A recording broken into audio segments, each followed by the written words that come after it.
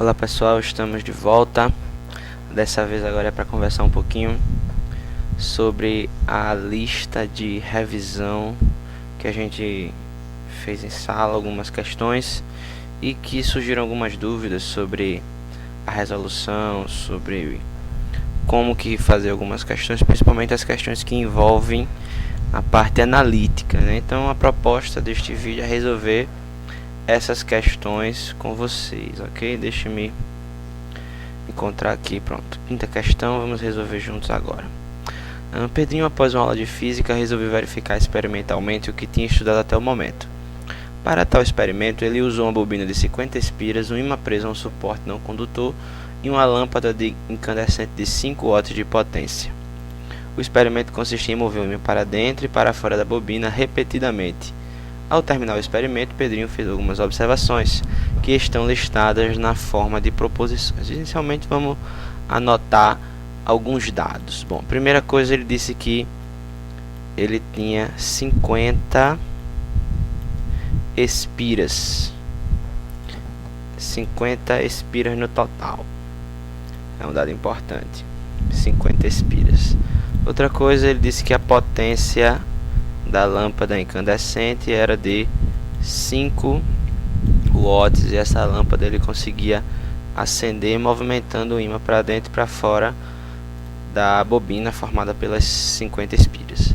Aí a questão quer que a gente marque e indique quais são as proposições corretas. Primeira proposição: o módulo da força eletromotriz induzida na bobina é diretamente proporcional à variação do fluxo magnético. Isto é verdade. Porém, ele complementa que em função da distância. E, na realidade, colocarei aqui afirmativa 1, o módulo da força eletromotriz, que a gente representa pela letra E, é sim a variação do fluxo, diretamente proporcional à variação do fluxo, porém, é em relação ao tempo, não é em função da distância, como colocado na questão. Então essa primeira proposição, ela é falsa para os nossos olhos. Perfeito? Vamos analisar a segunda proposição desta questão. Vamos lá. É difícil mover o ímã dentro da bobina, pois o campo magnético de cada espira oferece uma resistência ao movimento do ímã. Isso é aplicado pela lei de Lenz. Isso é verdade. Lembrem-se daquela ideia de que quando eu movimento o ímã se aproximando da espira ou da bobina, esta cria um campo, uma força para afastar. E quando eu afasto o ímã da bobina, esta cria um campo para aproximar. Então, torna-se difícil, entre aspas, né, ele cria uma dificuldade para a gente movimentar o ímã. Isso é verdade. Essa dificuldade pode ser grande ou pode ser pequena, certo? A dificuldade existe. Afirmação 4. Se a corrente na lâmpada for de 2 amperes, a força eletromotriz induzida em cada espira é de 0,05 volts. Deixa eu me corrigir que eu botei aqui afirmativa 3, na verdade é afirmativa 4. Bom, a gente sabe que a potência dissipada é igual a corrente vezes a tensão, né? Onde a tensão, neste nosso caso, é exatamente igual à força eletromotriz. O que é que a gente vai utilizar? Deixe-me continuar aqui em cima. A potência é de 5 watts, certo? Deixe-me escrever aqui a expressão que eu vou utilizar exatamente aqui em cima. A potência, ela é na verdade o número de espiras vezes a corrente que atravessa cada uma das espiras vezes a força eletromotriz induzida, certo? É uma consequência dessa expressão aqui de baixo, certo? A potência é o número de espiras vezes a corrente que atravessa cada espira vezes a força eletromotriz em cada espira. Como eu tenho 50 espiras, a corrente vale 2 amperes. Ele disse nessa proposição, a força eletromotriz a gente calcula facilmente. Quando nós resolvermos essa equação, a gente vai ter que a força eletromotriz ela é igual a 5 dividido por 100. 5 dividido por 100.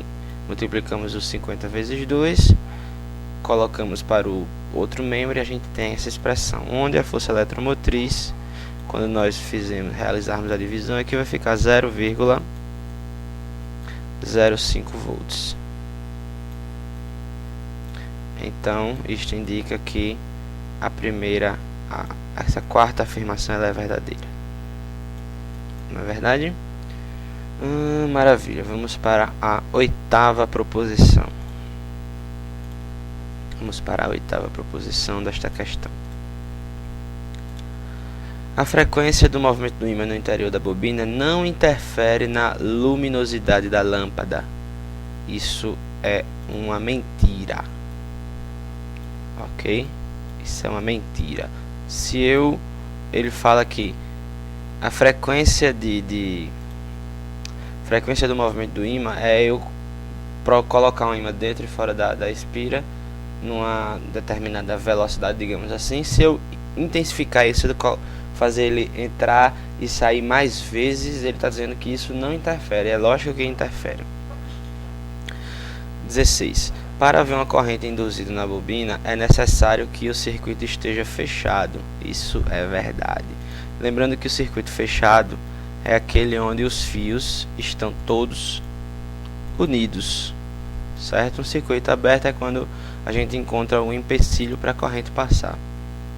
E por fim, a afirmação 32. O trabalho realizado para mover o ímã para dentro e para fora da bobina é transformado integralmente em energia luminosa na lâmpada.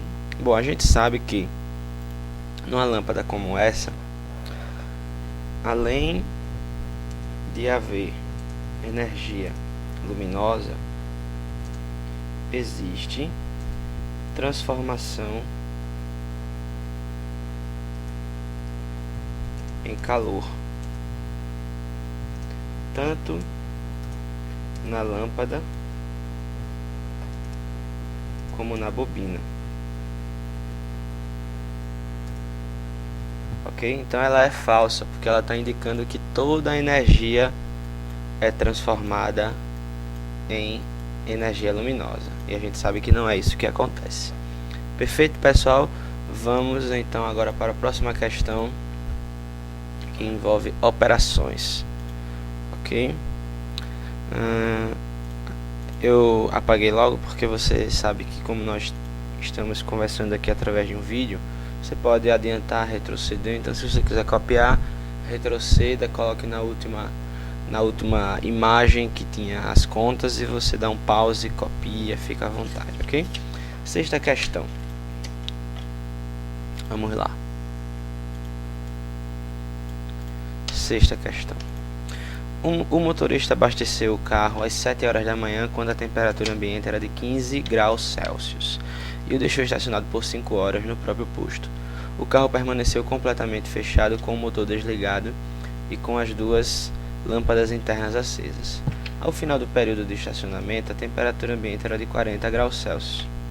Considere as temperaturas no interior do carro e no tanque de gasolina sempre iguais à temperatura ambiente. O motorista dá a partida no carro para iniciar sua viagem. O sistema de ignição do carro possui um conjunto de velas ligadas aos terminais de uma bobina de 30.000 espiras. Vou anotar esse dado. Nós temos 30.000 espiras. Perfeito? 30.000 espiras circulares. O diâmetro médio das espiras é igual a 4 centímetros. Vamos anotar aqui o diâmetro, representar somente pela letra D. O diâmetro é 4 centímetros. Eu já vou colocar isso aqui no sistema internacional, ou seja, o diâmetro é 0,04 metros. Ok? Este sistema, quando acionado, produz uma variação do campo magnético B de 10 ao cubo Tesla por segundo. Então ele está nos dando aqui a variação do campo magnético sendo igual a 10 elevado ao cubo Tesla por segundo. Perfeito? Ou seja, o campo magnético varia este valor a cada segundo. sendo o campo magnético B perpendicular ao plano da espira. Estabeleça o módulo da tensão resultante entre os terminais da bobina quando o sistema de ignição é acionado. Ele quer saber... Opa, não ficou legal. Ele quer saber qual é a força eletromotriz E. Perfeito. A gente sabe que a força eletromotriz ela é igual à variação do fluxo sobre a variação do tempo. O tempo eu já sei que é 1 segundo, né? Vou calcular com essa variação do campo a cada segundo. Resta-nos descobrir quem é a variação do fluxo. Ora, a gente viu que o fluxo magnético é igual ao campo magnético vezes a área. Esta área aqui ela é constante porque ele disse que a espira sempre é circular e sempre vai ter esse diâmetro. Só que o campo magnético está variando nesta proporção aqui. Então, a variação do fluxo, no final das contas, ela será igual à variação do campo magnético, que vale 10 ao cubo, vezes a variação, vezes a área, que a área não varia. Então, a variação do fluxo, ela vai ser simplesmente, vamos lá devagar, variação do campo magnético é 10 elevado à terceira, e a área, como a espira é circular, a área do círculo nós sabemos que vale π, a constante π, vezes o raio ao quadrado. Como o raio é a metade do diâmetro, a gente sabe que isso aqui é simplesmente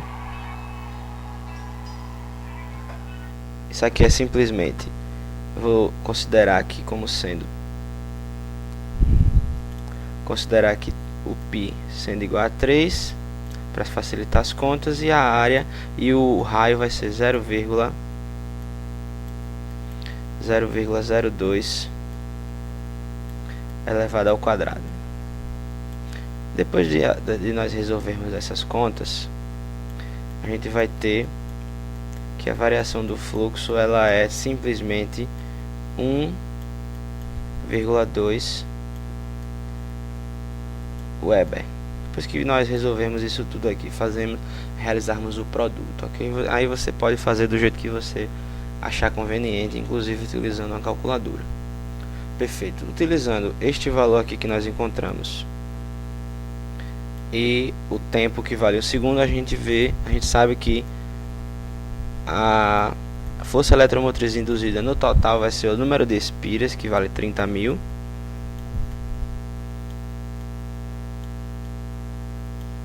vezes 1,2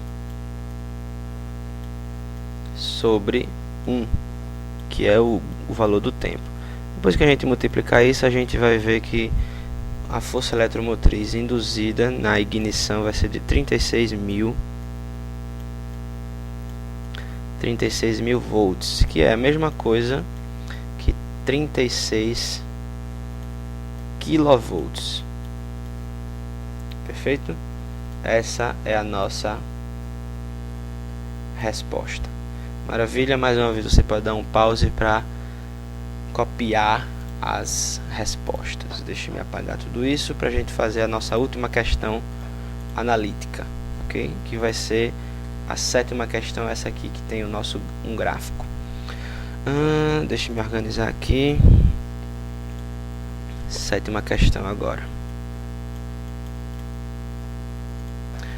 Ok, o desenvolvimento do eletromagnetismo contou com a colaboração de vários cientistas, como Faraday, por exemplo, que verificou a existência da indução eletromagnética. Para demonstrar a lei de indução de Faraday, um professor idealizou uma experiência simples. Construiu um circuito condutor retangular formado por um fio com resistência total de 5 ohms e aplicou através dele um fluxo magnético φ, cujo comportamento em função do tempo t é descrito pelo gráfico. Temos aqui o gráfico mostrando como é que o fluxo magnético modifica e varia em relação ao tempo, em função do tempo. O fluxo magnético cruza perpendicularmente o plano do circuito. Em relação a esse experimento, considere as seguintes afirmativas. A força eletromotriz induzida entre t igual a 2 segundos e t igual a 4 segundos vale 50 volts. Bom, aqui é o tempo, aqui ó, estou aqui com a setinha indicando o tempo t igual a 2. Quando o tempo é 2 segundos, o fluxo vale 0. E quando t é igual a 4, o fluxo vale 100. Isso quer dizer que, nessa primeira afirmação, a variação do fluxo é de 100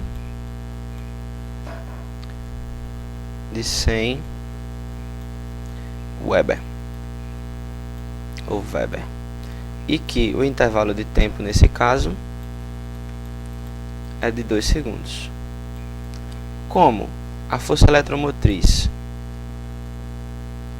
é simplesmente a divisão da variação do fluxo pela variação do tempo, claro que na prova, se vocês precisarem, vocês precisam colocar a expressão inicialmente, ok? Isso aqui é 100 dividido por 2 vai ser igual a 50 volts, que é exatamente o que a questão nos diz. Então, essa primeira afirmação é verdade. Segunda, a corrente que circula no circuito entre t igual a 2 segundos e t igual a 4 segundos tem o mesmo sentido que a corrente que passa por ele entre t igual a 8 segundos e t igual a 12 segundos. Bom, essa segunda afirmação ela não é verdade, porque pelo gráfico a gente está percebendo que entre 2 e 4 o fluxo está aumentando, entre 8 e 12 o fluxo está diminuindo. Então, numa hora a corrente está em um sentido, na outra hora, no outro momento, a corrente está em sentido contrário. Então, essa segunda afirmação ela é falsa. Vamos para a terceira afirmação. A corrente que circula pelo circuito entre t igual a 4 segundos e t igual a 8 segundos vale 25 amperes. Neste caso, a gente não precisa realizar conta nenhuma, porque entre 4 e 8 segundos o fluxo magnético é constante. Fluxo magnético constante. Se o fluxo magnético é constante, fluxo magnético constante indica força eletromotriz igual a zero. Se a força eletromotriz igual a zero, a corrente ela é também igual a zero. Ok? Se a força eletromotriz é zero, a corrente elétrica também é zero. Então, neste nosso caso, a afirmação ela é falsa. Mais uma vez é falsa. Ok? Vamos agora para a afirmação 4, para encerrar o nosso vídeo. A potência elétrica dissipada no circuito entre t igual a 8 e t igual a 12 vale 25 watts. Bom, a potência dissipada ela é U ao quadrado, ou seja, a tensão ao quadrado dividido pela resistência. A tensão neste nosso caso é exatamente igual à força eletromotriz. E a força eletromotriz é a variação do fluxo sobre a variação do tempo, não é? A variação do fluxo sobre. Como a variação do fluxo aqui vai de 100 até 0, o módulo da variação do fluxo é de 100.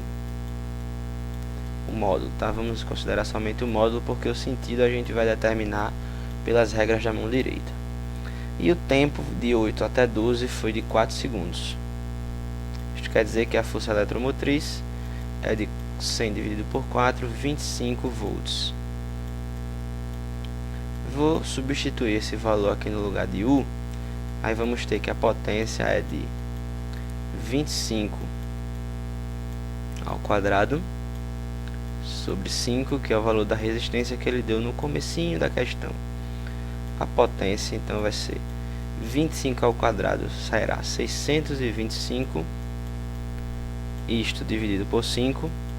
No final das contas, temos que a potência ela é igual a 625 dividido por 5, dá exatamente 125 watts, que é a resposta indicada na questão, ou seja, verdadeiro. Bom, meninos, eu espero que vocês tenham entendido tudo. Qualquer dúvida, estamos à disposição, ok? Um grande abraço e ótima prova para todos.